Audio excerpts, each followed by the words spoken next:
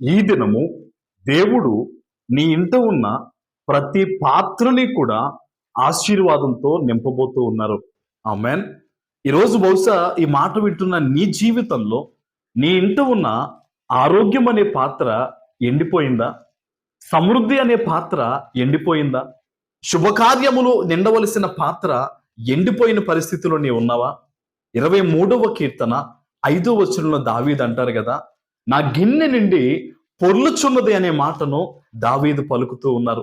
ఈరోజు ఎక్కడి నుంచి ఎటువంటి పరిస్థితుల మధ్య నువ్వు ఈ మాట వింటున్నావో దేవుడు నీకు చెప్తున్న మాట, నీ ఇంట ఎండిన ప్రతి పాత్రని కూడా దేవుడు ఆశీర్వాదంతో నింపడమే కాకుండా పొంగి పొరలే దీవెనలు నీ మీద కుమ్మరించబోతూ ఉన్నారు. అవునండి.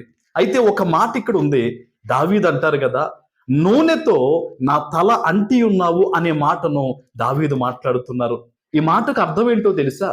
నూనె అభిషేకమునకు సాదృశ్యం. ఈరోజు దేవుని సన్నిధిలో వెండి బంగారముల గురించి నీవు ప్రార్థించడం కాదు కానీ, అయ్యా నీ అభిషేకము నాకు దయచేయని దేవుని సన్నిధిలో ప్రార్థించండి.